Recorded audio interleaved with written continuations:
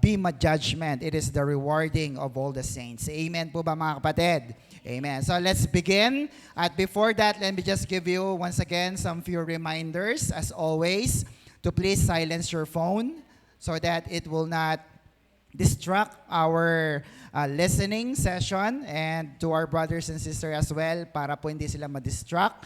And also, don't forget to bring your pen and your notebook. Ayan. Meron po ba kayong mga pen and notebook?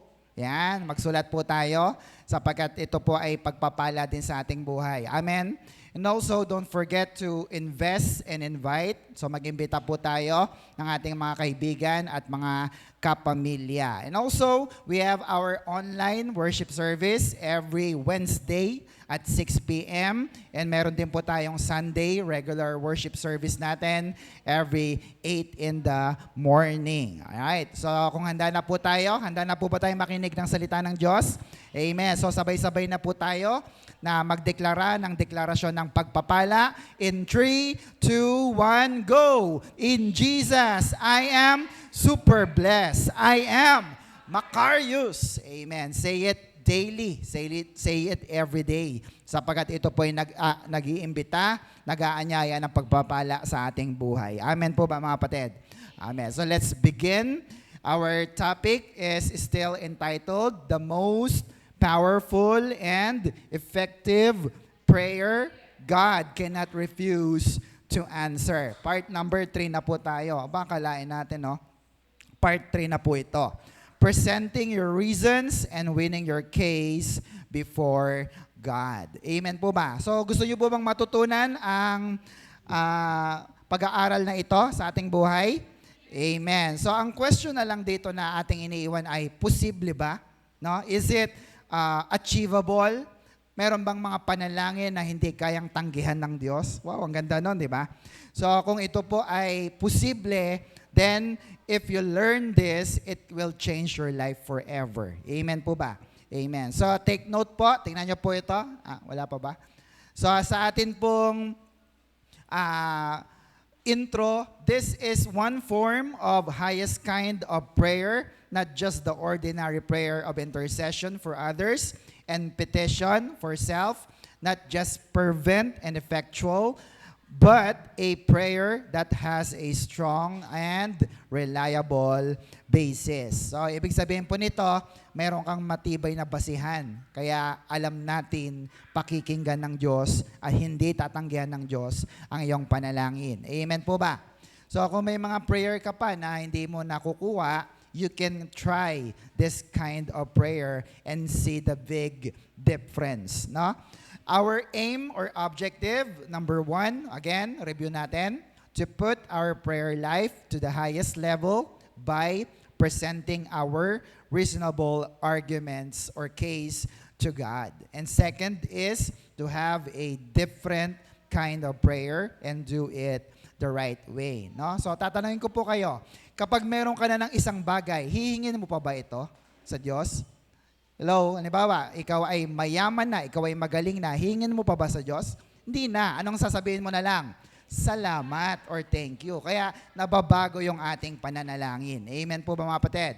So the misconception is, we argue not to manipulate God, but to plead God to listen and answer to our reasonable prayers. So hindi po tayo nagpe-pray, hindi natin pinag-aaralan ito para kukontrolin natin ang Diyos, hindi po. Kundi para makiusap sa Diyos na tayo ay pakinggan ng Diyos. Amen po ba? Amen. So question, when was the last time you really asked God? Kailan ka ba huling nanalangin at humingi sa Diyos? Sana po, no, ngayong 2024, huwag kang tamarin sa panalangin. Sabi sa katabi, huwag kang tamarin sa panalangin. Amen po ba? Although may mga prayers po tayo na hindi pa sinasagot ng Diyos, kasi nga naman baka madalas, mali, at hindi tama ang ating hinihingi na panalangin sa Diyos. Can I hear amen? Kaya hindi tuloy nangyayari. Or, pwede namang sinusubok ka lang ng Diyos para kung talaga bang deserve mo yung panalangin na iyong hinihingi sa Kanya. So, tinitingnan ng Diyos kung deserve mo ang answered prayer para sa iyong mga buhay. Can I hear amen? Amen. So, let's review. Our proposition last time is, sabi dyan, every Christian can present their reasons and win their case before God. No? Tandaan nyo po ito. Pag alam mo, pag sure ka na anak ka ng Diyos, dapat iba na ang iyong prayer. Amen po mga kapatid? Iba na ang pagtawag mo sa Diyos na buhay. Can I hear amen? Say, anak ka na ng Diyos na buhay. And last time I said, I have discussed that there are 7 ways to present our case or prayer with God. So let's continue with the reasonable arguments to win your case before God. Ano po yung number 1 sa mga nakapagsulat? Ano po yung number 1? Build your reasons based on God's Word. No? So salamat sa mga nakapagsulat. So kapag nabasa mo na, kapag nakasulat sa Bible, pwede mo nang angkinin, pwede mo nang gamitin sa iyong pananalangin. We call it praying God's Word. Kaya po, ang pinaka-key po na to para maging matagumpay ay dapat alam mo ang batas. Alam niyo po bang batas? Hello? So kung alam natin ang batas, in the same way, alam din dapat natin ang batas ng Diyos. Ano po ba yung batas ng Diyos? Ang Biblia, the Bible. Amen po ba mga kapatid? Ang Word of God. Why? Kung alam mo ang sinasabi ng batas, malaki ang tsansa na manalo ka at pakinggan ng Diyos ang iyong panalangin. Can you hear amen? Amen po ba? So let's read Isaiah 1 verse 18. Tingnan niyo po ito. Come now, Isaiah 1:18. Come now, let us reason together, says the Lord. Though your sins are like scarlet, they shall be as white as snow. Though they are red as crimson, they shall be like wool. So, sa verse na ito, sabi ko nga na nakaraan, si Lord mismo ang nag-iimbita. Halika, halika anak, magkatwiranan tayo. Kaya pwede ka ng mga twiran sa Diyos. Can you hear amen? Amen po ba? Ano po ang Hebrew word ng salitang let us reason together? Letter Y? It is yakak. Sabihin nga natin, yakak. Yan, baka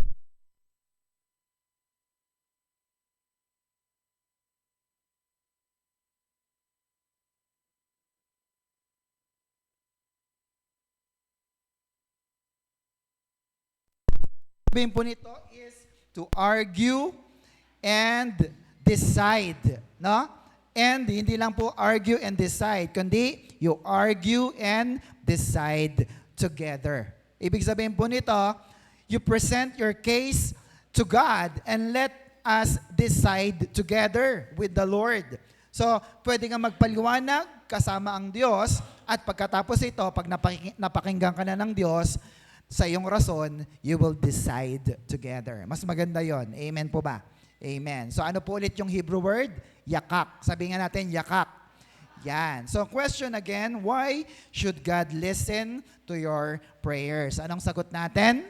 Because God wants to hear you and God wants to help you. No?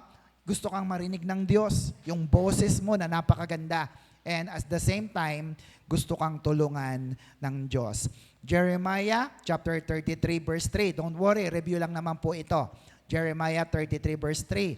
Call to me and I will answer you and show you great and mighty things which you do not know. No? So, ibig sabihin po nito, ang tao po ay merong abilidad na tumawag sa Diyos. Amen po ba, mga kapatid? Amen? So, pasalamat tayo kasi hindi tayo hayop, tayo ay tao.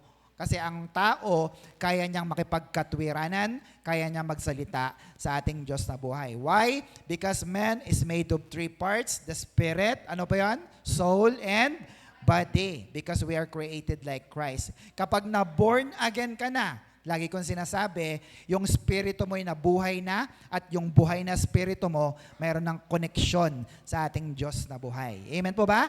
So nakakatawag ka na ng Ama sa ating Diyos na buhay at pinapakinggan ka naman bilang anak niya. Can you hear amen? Sige, palakpakan po natin ang Diyos na buhay. However, we argue not that God can be found wrong, but rather God can be proven right. No? So hindi ka nakipagtalo para sabing mali ang Diyos ang tagal namang sumagot ng Diyos, hindi po, kundi para patunayan na tama at totoo ang Diyos sa kanyang mga pangako. Amen po ba? Amen. Next. In a lawyer's case, sa mga abogado po, alam po nila ang basics in winning a case, and that is by arguing and presenting reasonable evidences. No? Para manalo sila, nakikipagtalastasan sila, nakipagtalo sila, and nagpe-present sila ng mga ebidensya. Meron silang mga research team, as I've said before, para hindi lang sila nakikipagtalo out of ignorance, kundi alam na alam nila. Nag-aaral sila, nagsusunog sila ng kilay, nagbubuklad sila ng libro, they do their homework para siguradong panalo ang lawyer na iyan. Amen po ba mga kapatid?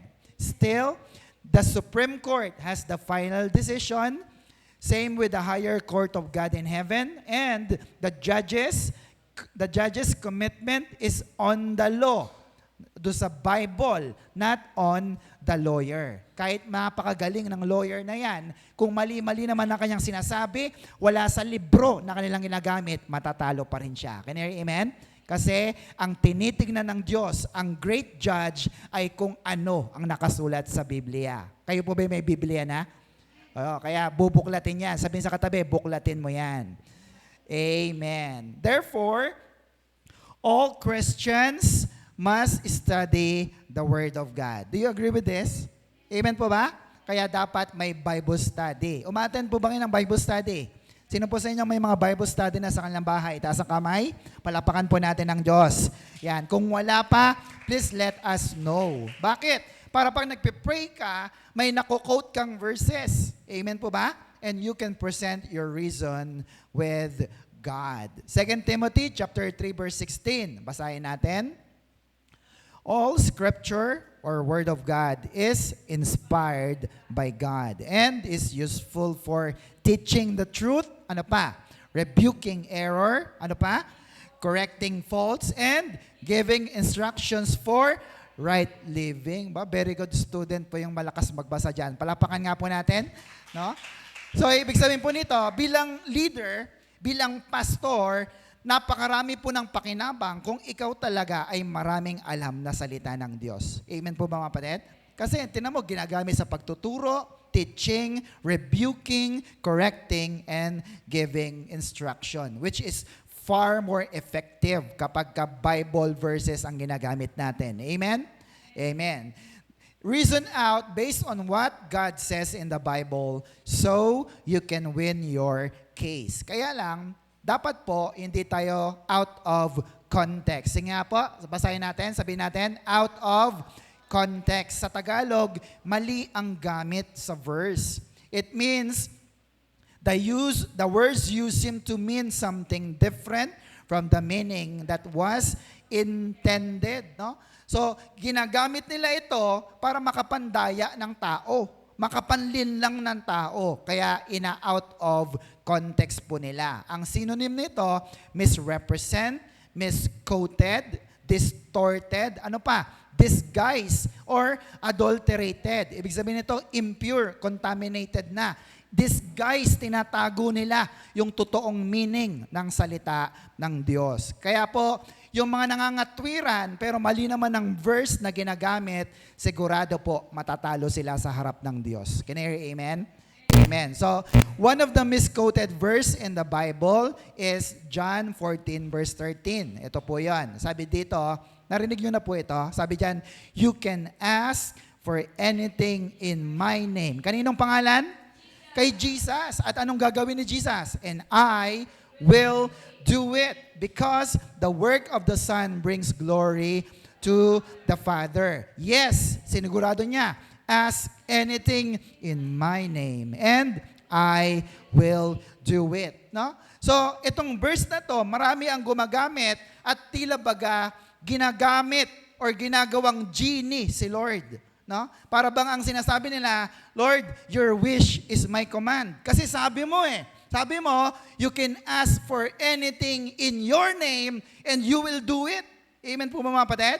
Kaya hingi lang sila ng hingi.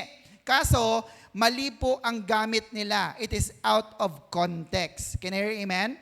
Pag sinabi pong out of context, hindi nila inalam yung verse sa taas at yung verse sa baba, kaya hindi nila nakukuha kung bakit sinabi ng Diyos. So, let's look at the context. Verse 12. Ito po kasi 13 and 14. Aakyat tayo sa taas. Verse 12, nandiyan po sa ating baba. I am telling you the truth. Those who believe in me will do what I do. Yes, they will do even greater things because I am going to the Father. So, yun pala, no? Yung palang ibig sabihin, ang context nito ay magagawa mo ang lahat ng bagay na ginawa ni Jesus, mga miracles, mga imposible, kung ikaw ay firm believer ni Jesus. Do you get that, mga kapatid? Yung talagang paniwalang-paniwala at naniniwala at nananampalataya ka si Jesus sa iyong buhay. Can you hear amen? Kaya nga diba madalas kong tinatanong, ano nyo ba si Jesus? Siya ba ay inyong Panginoon or Penginoon? No? Kasi yung iba, naaalala lang, naniniwala lang kay Jesus kapag may hinihingi sila. Penginoon, Penginoon. Di ba? Naniniwala sila, Lord, magkakaroon ako niyan, Panginoon. Naniniwala. Pero pag sinabi ng Diyos, magbigay ka sa gawain ng Diyos. Sabi, hindi po. Nandiyan po ba yung mga kapatid? So, ibig sabihin, hindi ka talaga naniniwala kay Jesus. Amen po mga kapatid? Pero kung totoo sa iyong puso that you are a firm believer, you believe in Jesus, sabi din ng 14 kanina, you can ask for anything in Jesus' name and He will do it. Can you hear amen? Kasi tiwalang-tiwala ka eh. Naaalala niyo yung kwento ni Peter tsaka ni Jesus? Sabi niya ni Jesus, ihulog mo ulit ang lambat. Sabi ni Pedro, nagligpit na kami, Lord eh. Tanghaling tapat na, wala nang isda. Anong sabi ni Jesus? Ihulog mo ang lambat. Sabi ni Pedro, dahil sinabi mo, ihuhulog ko ulit. Anong nangyari? Marami silang nahuling isda at halos mapunit ang kanilang lambat sapagkat sumunod sila sa ating Diyos na buhay. Shout amen. Palapakan natin ang Panginoon. So you see that? Dahil naniniwala sila kay Jesus. Amen po ba mga kapatid? So, tutuparin ng Diyos ang iyong panalangin, ang kondisyon kung naniniwala ka talaga kay Jesus. Now, if hindi ka naniniwala, huwag mong i-claim, huwag mong gagamitin yung John 14, 13 to 14 na yan. Can you hear amen? Maliwanag po ba yun mga kapatid? Amen. Share ko lang po, in hermeneutics, ano po yung hermeneutics? It is the art and science of biblical interpretation. May rules po tayong sinusunod. Hindi pwedeng, sige, itong ibig sabihin yan. Sige, ito ang pakiramdam ko dyan. Hindi po. May sinusunod na batas. And one of that is the rule of context. Sabi nga natin, rule of context. Yan. Ang ibig sabihin nito, interpretation must agree with the context. Dapat umaayon siya sa taas na verse, sa babang verse, at sa mga susunod pang verse. Amen po ba? And the meaning must be gathered from the context. Kung buong chapter yan, buong talata yan, it's okay. Basta ang mahalaga, nandoon ang kahulugan po nito. Maliwanag po ba mga kapatid? Kaya pag may hindi ka naintindihan na verse, basahin mo yung taas, basahin mo yung baba, at basahin mo ang kabuuan. Malinaw po ba mga kapatid? Dapat nagre-research ka. Sabihin sa katabi, dapat nagre-research ka. O kaya naman naka-enroll ka sa ating Bible School. Ano po bang pangalan ng ating Bible School? The Master Teacher Bible School. Can you hear amen? Para lalo tayong matuto ng salita ng Diyos. Sabihin nga natin, hermeneutics. Yan, di ba? Ang sarap pag-aralan po niyan. So, mag-enroll po tayo. Next, verse versus verse. Dapat tama ang paggamit mo ng verses sapagkat pwedeng gamitin ni Satanas ang maling verses na pinaniniwalaan mo to manipulate and deceive you. Amen po ba mga kapatid? Pwede kang dayain ni Satanas. Kaya pala mali ang prayer mo. Hindi pinapakinggan ng Diyos kasi mali yung verse na pinanghahawakan mo. Can you hear amen? At kung ang mga nagtuturo din sa atin dito sa pulpit ay hindi po tama ang mga itinuturong verses, mapapahamak po ang mga nakikinig sapagkat hindi tama ang mga salita ng Diyos na kanilang binibitawan. Can you hear amen? Ang tawag po natin doon ay shift in wolf's clothing. No? Nagpapanggap lang sila na tagapagturo, pero ang totoo, ang tinuturo, hindi talaga purong salita ng Diyos. Can you hear? Amen? Amen. So narinig nyo na po ba yung salitang palabra de honor? Anong ibig sabihin po ng palabra de honor? Ito po yung meron kang isang salita. Word of honor. Amen po ba? Sa Diyos, mahalaga po ang palabra de honor. Sapagkat pag sinabi ng Diyos, mangyayari at magaganap. Can you hear? Amen? Binigay ko sa inyo yung example po nito, yung children's trust, yung tiwala ng mga anak natin. Ang palabra de honor ay napakahalaga sa mga anak natin. Can you hear? Amen? Lalo na sa mga anak ng Diyos. Amen po mga kapatid? Pag nangako ka sa iyong anak na bibigay mo ang isang bagay na ito, tutuparin mo ito. Why? Because they easily believe you and you cannot fool them the second time around. Can you hear? Amen? Pagka nagkamali ka, hindi mo ginawa, hindi na makikinig sa iyo yan. Can you hear? Amen? Amen po ba? If you fail, yari ka. Sabihin sa katabi, yari ka. Yan. Kaya dapat tuparin mo. Amen po ba? Naalala nyo po, kung kayo may mga anak o apo na nakikipaglaro sa inyo, at nasa upuan niya, sabi mo, anak talon, tatalon po yan. At pag umakyat pa yan sa mas mataas, sa mesa, anak talon, tatalon po yan. Umakyat pa sa aparador, anak talon, tatalon po yan. Umakyat pa sa puno, sabi, anak talon. Well, mag-iisip ang bata. Pero ang ibig sabihin ko lamang po, tatalon po yan kung sigurado siya na sasaluin siya ng tatay niya. Can you hear? Amen? At pag sinabi mong talon, siguraduhin mong masasalo mo yan. Amen po mga kapatid?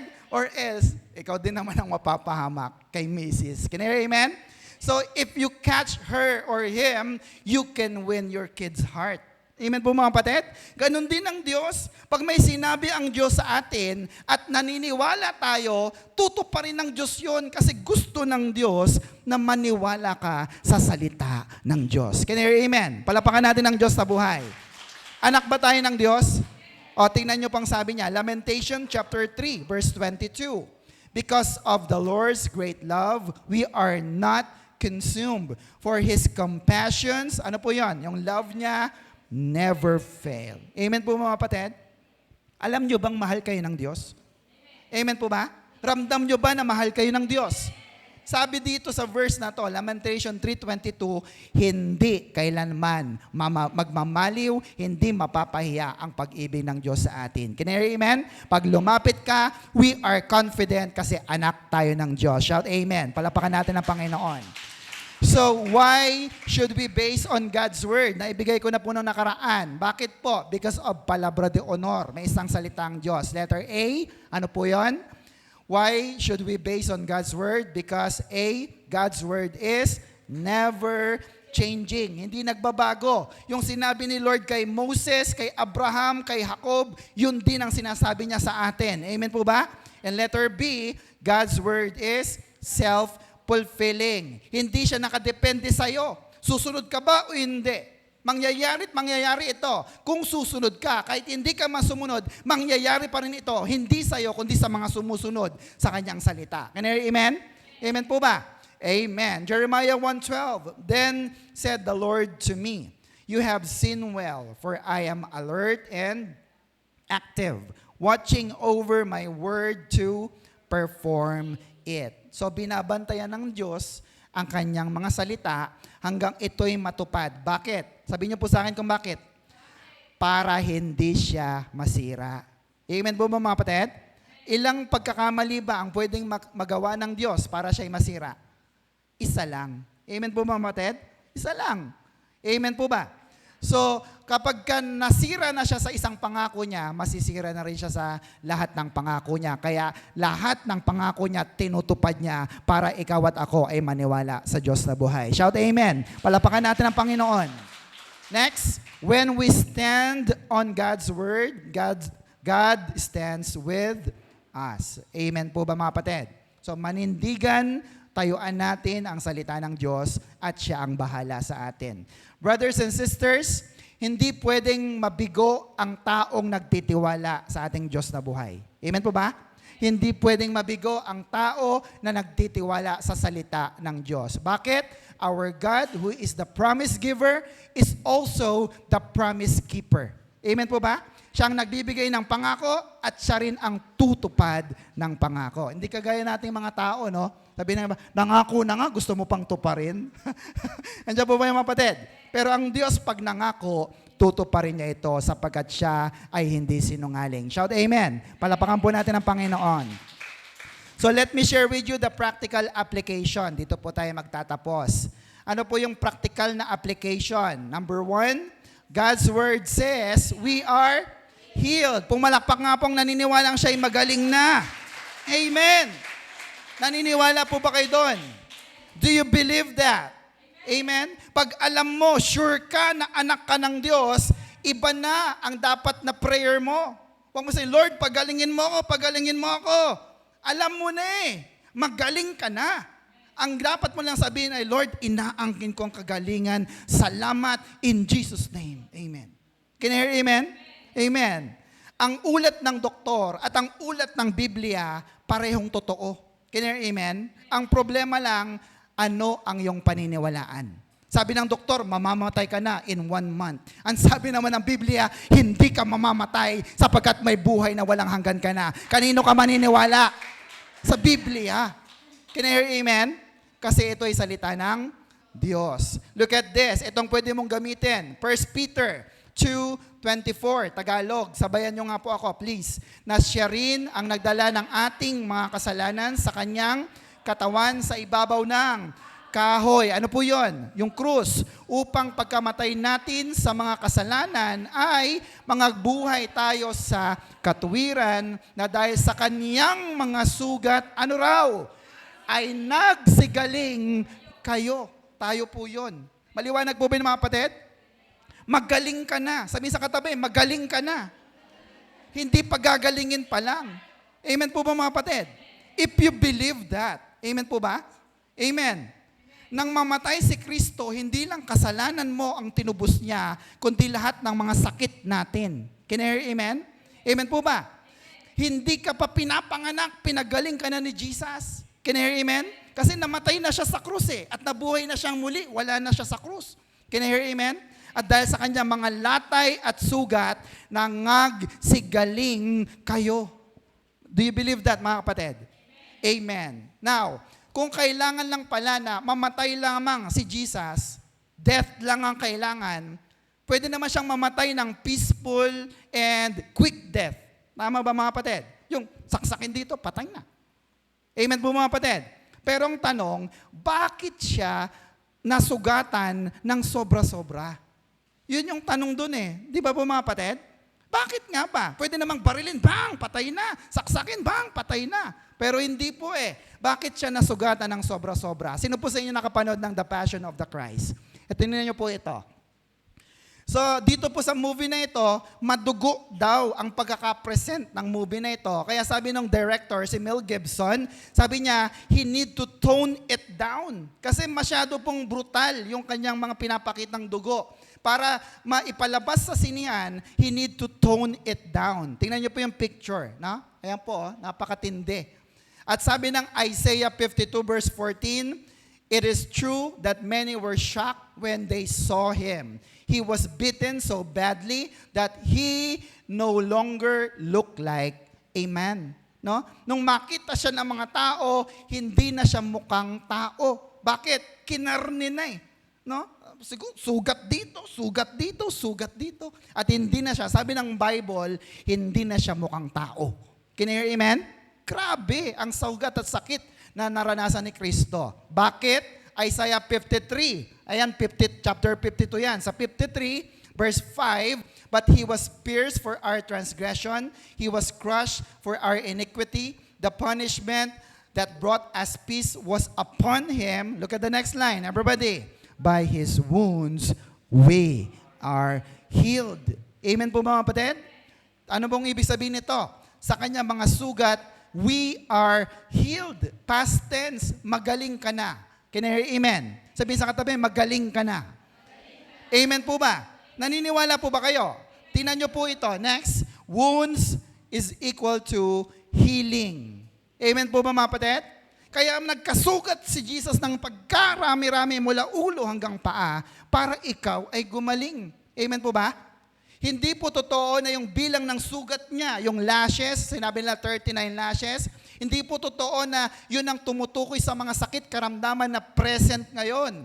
Pero ang totoo, anumang sakit karamdaman, pinagaling na ni Kristo. Can you hear amen? Amen po ba? Sige, palapakan natin ang Diyos na buhay.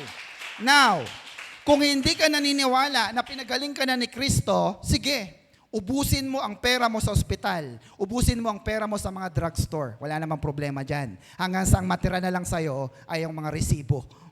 Can you hear amen? Amen po ba mga kapatid? Amen.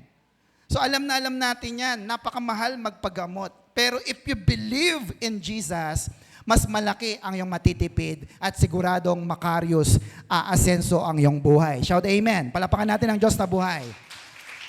Are you with me mga kapatid? Amen. We are not against medical healing, of course. Ang mga anak natin, pinag-aaral natin ng doktor, ng ophthalmologist, etc., etc. It's okay. Pero hindi tayo against doon. Sapagkat meron pong mga Kristiyano na hindi naniniwala sa salita ng Diyos, kaya marami na po ang namatay na. Can you hear amen? Amen po ba mga kapatid? Oh, hindi kasi sila naniniwala. Inuubos nila ang kanilang mga pera because of lack of faith and not knowing their right that they are already healed. Can you hear amen? Sayang ang pera. Sabihin sa katabi, sayang ang pera. Amen po mga kapatid. Yung kanyang sugat, it is the physical healing. Yung kanyang pagkabuhay na muli or resurrection, it is the spiritual healing sa ating soul and our spirit. Yung salvation natin, making us sure that our future is safe and secure. Can you hear amen? Dalawa yon, death and resurrection. Namatay siya, sugat sa iyong mga kagalingan sa lupang katawan. Yung kanyang pagkabuhay na muli, yun ang solusyon sa iyong mga sakit karamdaman sa iyong kaluluwa at sa iyong spirito. Can you hear amen? Now, kunyari, pastor, siya Christian, namatay na. Hindi siya gumaling. Sigurado ka ba? Kung siya'y talagang Christian at hindi man siya gumaling, sigurado naman na nasa langit na siya sa piling ng Diyos kung saan walang sakit karamdaman. Shout amen. Palapakan natin ang Diyos sa buhay. Kesa naman namatay na, puro sakit, napunta pa sa impyerno. Naging pa siya, barbecue. No? Nandiyan po ba yung mga kapatid? This is because of the word next, sodso. Sabihin natin sodso. Iniligtas ka ng Diyos, pero hindi ka lang iniligtas ng Diyos. Ano po yung ginawa niya? Pinagaling ka pa niya sa lahat ng iyong sakit karamdaman. Hallelujah. Palapakan natin ang Diyos. So next time you pray, ang gagamitin mo mga verses, 1 Peter 2, 24, at Isaiah 53 verse 5. Isama mo na rin dyan yung James 5:15. Ang panalangin may kalakip na pananampalataya ang nagpapagaling. Can you hear amen? Andiyan pa po ba kayo mga kapatid? Amen. Next, number 2, dito tayo magtatapos. Second is, God's word says, we are super blessed. Do you believe this? Naniniwala po ba kayo super blessed kayo? Sabi ng iba, blessed lang pastor. Sobra naman yan. Super blessed. Naniniwala po ba kayo? So, tanong nga ito. Next, posible ba na maging super blessed tayo? Tingnan niyo yung picture. Next po. Posible po bang maging super blessed tayo? Amen? Kasi yung iba, blessed lang ang gusto. Pero tayo, super blessed.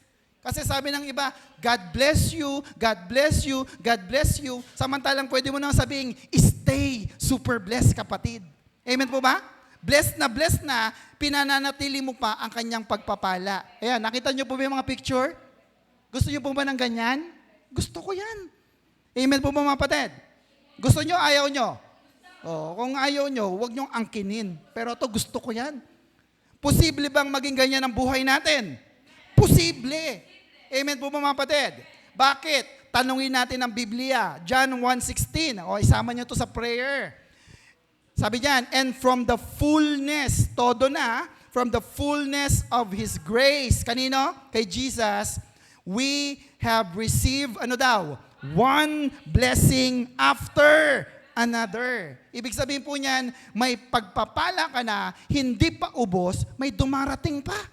Can you hear amen? E di angkinin mo yan. John 1:16, Lord, you have blessed us with one blessing after another. So you are super blessed. Shout amen. 2 Corinthians 1:20. Ang ganda po nito sa Amplified. Tingnan nyo po. For as many as are the promises of God, ano sabi? They all find their yes or answer in Him. Kanino? Kay Christ. For this reason, we also utter Amen. So be it to God through Him in His person and by His agency to the glory of God. No? Lahat ng pangako ng Diyos ay yes. Kanino? Kay Jesus. Kaya ang sasabihin mo na lang, Amen. Amen po ba? Amen po ba mga kapatid? Kay Jesus, ikaw ay magaling na. Amen. Kay Jesus, ikaw ay mayaman na. Amen. Amen. Palapakan natin ang Diyos na buhay. Ngayon, kung ayaw mong angkinin, ang daming nawawala sa iyong pagpapala. Tingnan mo sa The Message, mas maganda ang salin sa baba. Whatever God has promised, get stamped with the yes of Jesus in Him. This is what we preach and pray, the great Amen. God's yes and our yes together gloriously evident. No? Yung amen mo at yung amen ng Diyos, si Kristo, pag nagsama yan, lahat ng pangako ng Diyos, may stamp, pumasok ka na, pagpapala, ipadala mo na yan, sapagkat ang anak ko na to ay super blessed. Can I hear amen? Amen. Sige, palapakan po natin ng Diyos na buhay. Are you with me, mga kapatid? Amen. May mga nagtuturo ng prosperity gospel in a wrong perspective. Bakit? Sapagkat marami pong mga nagtuturo, sinusukat nila ang pagpapala or blessing sa kapal ng wallet, sa suot na damit, mga alahas, dami ng ipon sa bangko, which is the false blessing. Kasi hindi lamang po pagpapalang pera ang pagpapala ng Diyos. Can you hear amen? Amen po ba? It is more on material blessing. Pero sa akin pong pag-aaral, na-discover ko po na kung ikaw ay talagang blessed, ikaw po ay super blessed and happier than happy. Can you hear amen?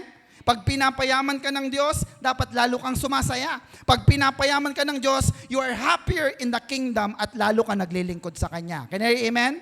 Amen. It is, sabi po rito, 2 Corinthians chapter 8 verse 9, and you know the grace of our Lord Jesus Christ, you know that He gave up His heavenly riches for you, sa atin. He gave up everything so that you could be richly blessed. Wow. Ginibab ni Lord ang langit para ikaw at ako ay yumaman. Tinubos niya ang lahat ng iyong sakit, karamdaman at kamatayan para lahat tayo ay maging mayaman sa Diyos. Shout amen. Palapakan natin ang ating Panginoon. Are you still with me, mga kapatid? Amen. The Beatitudes, next, is one of the most loved portion of the gospel. Bakit? Kasi po, ito po ay gumagarantiya ng safety and comfort ng lahat ng mga sumusunod sa ating Diyos na buhay. Sumusunod ka ba sa Diyos? Para sa iyo ang Beatitudes. Tingnan niyo po ito. Pag sinabing Beatitudes, it is the Magna Carta of Christianity. Pag sinabing Magna Carta, it is the document constituting a fundamental guarantee of rights and privileges. Ibig sabihin po, lahat ng mga sinasabi ng Diyos para sa mga anak ng Diyos nakapaloob dyan sa 8 pangako or 8 blessedness or beatitudes na sinasabi ng Panginoon. Now, kahit pa dumaan ka sa butas ng karayom, kaya ka pa rin pasayahin ng Diyos. Can you hear amen? Kasi meron siyang garantiya sa mga naniniwala sa Kanya. Can you hear amen? Amen po ba mga kapatid? Let's read this. Matthew chapter 5 verse 1 to 12. Sige, sabayan niyo po ako mga kapatid. Now, when He saw the crowd, He went up on a mountainside and sat down. His disciples came to Him and He began to teach them, saying, next po, verse 3, Blessed are the poor in spirit, for theirs is the kingdom of heaven. Ano po yun? Pag sinabing kingdom of heaven, salvation po yan. For blessed are those who mourn, nagluluksa, for they will be comforted. Oh, look at that. Verse 5, Blessed are the meek, for they will inherit the earth. Yung meek po, yung mga humble, yung mga gentle, yung mga submissive, no? They will inherit the earth. Verse 6, Blessed are those who hunger and thirsty for righteousness, for they will be filled. 7, blessed are the merciful, for they will be shown mercy. Verse 8, blessed are the pure in heart, for they will see God. Gusto niyo bang makita ang Diyos? Dapat puro ang puso. Verse 9, blessed are the peacemaker, hindi pala away, for they will be called sons of God. Verse 10, blessed are those who are persecuted because of righteousness, for theirs is the kingdom of heaven. Verse 11, blessed are you when people insult you, persecute you, and falsely say all kinds of evil against you because of Jesus, no, because of me. 12, last verse, rejoice and be glad, because great is your reward in heaven. For in the same way they persecuted the prophets who were before you. Amen po ba mga kapatid? May reward ka kahit ano man ang mangyari sa iyong buhay dito sa lupa. Kasi naniniwala ka kay Jesus. But what is the demand? Ano yung unang demand para maging makarios ka? Yung po yung nando sa verse 5. Ulitin natin. Sige, pakipindot na lang. Blessed are the poor in spirit, for theirs is the kingdom of heaven. Pag sinabing kingdom of heaven, ano ulit yun? Salvation. Ang kinumpare po natin ito sa ibang translation. Sabi ng God's Word, blessed are those who recognize they are spiritually helpless. Sa easy-to-read version, they are spiritually in need. Sa Tagalog po, pagka nakita mo ang sarili mo na meron kang pangangailangan sa iyong spirito, ang tawag doon ay ano? Poor in spirit. Amen po ba mga kapatid? So hindi po sinabi rito na blessed are the poor. Kasi sabi ng iba, okay lang kahit mahirap, mahal naman ako ng Diyos. Hindi po. Ang sabi doon, blessed are the poor in spirit. Ang ibig sabihin po nito, spiritual poverty. Ikaw ay mahirap sa iyong spirito at hindi kalooban ng Diyos na maghirap ka. Can you hear? Amen? Amen po ba? So let's look at this. Ano pong ibig sabihin ng poor in spirit? Pakibasa po natin. Ayan po yung sabi, we must recognize our sinfulness before we can understand our need for a Savior. We must admit our spiritual poverty before we can receive the spiritual riches God offers. Ephesians 1:3 po yan. So in short, you need to be poor in spirit. Ibig sabihin, dapat makita mo muna ang iyong sarili na helpless ka, in need ka spiritually. Amen po mga kapatid? Kailangan mo ng tulong ng Diyos. At sabi ng Panginoon, John 3 verse 3, malapit na po tayong matapos. Jesus answered, I am telling you the truth. No one can see the kingdom of God without being born again. Amen po ba? Sabi ng verse, ang mga nakakakita lang ng kaharian ng Diyos ay yung mga na born again. Saan ba tayo na born again? Sa ating espiritu. Ano ang nag-born again sa atin? John chapter 3 verse 6. Look at this. Flesh gives birth to flesh, but the Spirit gives birth to Spirit. Yung Holy Spirit, ipinanganak ang iyong patay na spirito, kaya ikaw ay naging anak na ng Diyos. Can you hear amen?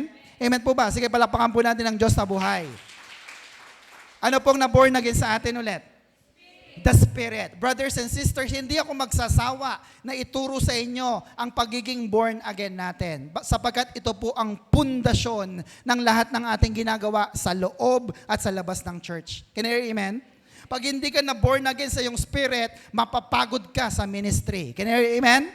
Amen po ba? Kaya sabi ni Pastor Gani, everything starts in your born again spirit. At pag na-born again ka na, nagkakaroon ka na ng fruit of the Holy Spirit. Tingnan niyo po itong fruit of the Holy Spirit. Ano po yung mga yan? Yung JPP, GFGS. Joy, peace, patience, kindness, goodness, faithfulness, gentleness, and self-control. Kaya kapag na-born again ka na, pasensyoso ka na. Can you hear amen? Pag na-born again ka na, nagiging mabait ka na. Kapag na-born again ka na, nagkakaroon ka ng control sa iyong sarili. Can you hear amen? Amen po ba? Kasi namumunga na ang spirit mo. The fruit of the Spirit. Can you hear amen mga kapatid? And we call that spiritual blessing. Tandaan niyo po ito. Tingin po kayo lahat sa akin. Nung tinanggap natin si Jesus, ang una nating tinanggap ay hindi material na pagpapala. Can you hear amen? Ang una mong tinanggap ay ang spiritual na pagpapala. You're born again spirit. Can you hear amen? Last verse, look at this. Ephesians 1:3. Everybody. Praise be to the God and Father of our Lord Jesus Christ, who has blessed us in the heavenly realms with every spiritual blessings. Kanino? In Christ. Maliwanag po ba yun, mga kapatid? Mas mahalaga kay Lord yung spiritual na blessing kaysa sa material blessing. Mas malaga kay Lord yung redemption mo, yung salvation mo, yung kagalingan mo kaysa sa material na bagay. Bakit? Hindi nananakaw, hindi nauubos ang mga spiritual na pagpapala. Can you hear amen?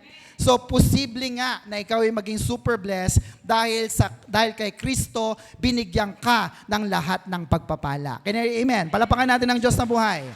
So, let's always declare, next po, ano pong di-declare natin? That we are super blessed. Can you hear amen? Super blessed ka nga ba? Amen. Sapagkat ikaw ay pinagpala na ni Kristo. Kaya po, next po, last na lang ito. Ang totoong na born again sa Spirit lamang, ang ano? Tunay na Makarios. Isa pa nga po, ang mga totoong na born again sa Spirit lamang, ang tunay na Makarios. Can you hear amen? Ikaw ba'y na-born again talaga sa Espiritu? Nag-i-enjoy ka ba sa salita ng Diyos? Nag-i-enjoy ka ba sa mga blessing ng Diyos? Di ba sabi ng kanta, laging masayang tunay. Uy, huwag kang masaya dyan, wala kang kakainin mamaya. Oh. Pero sabi, masaya pa rin. Can you hear amen? Kasi super blessed ka. Nakita niyo po yung picture? Si Carrie po yan.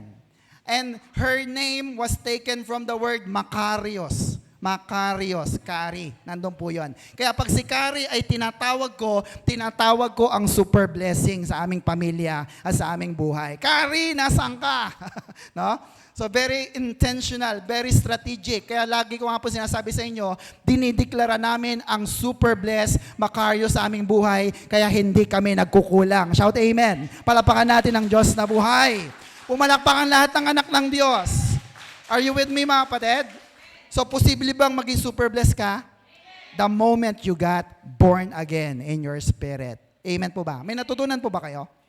So, ano pong challenge natin ulit? Next, apply God's Word in all your prayers. Sige, tayo po tayong lahat. Tayo po yung manalangin.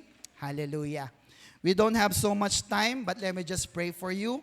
Father God, we thank you for your goodness. We have learned once again that your word is so powerful and your word has declared that we are healed. Magaling na kami, Panginoon. That we are super blessed in Jesus. And all we have to do right now is to believe and stand on your word. Panginoon, turuan mo po kami na laging manghawakan sa iyong mga salita, Panginoon. Hindi kami mag-rely lamang sa mga sinasabi ng tao, sinasabi ng doktor, o sinasabi ng kung sino-sino. Bagkos mas lalo kaming maniwala sa iyong sinasabi sa Biblia, Panginoon. Because we can argue and present our reasons on the Word of God. Panginoon, tulungan mo po kami na palaging gamitin ang 1 Peter 2:24. Sa iyong mga latay, kami magaling na. Isaiah 53 verse 5, by your wounds, we are healed, Father. At sabi mo po sa iyong salita, John 1:16, that we are blessed from the fullness of your grace with one blessing after another. So walang puwang ang pagkawala ng pagpapala sa aming buhay. Kasi hindi pa ubos, pinagpapala mo na kami kagad.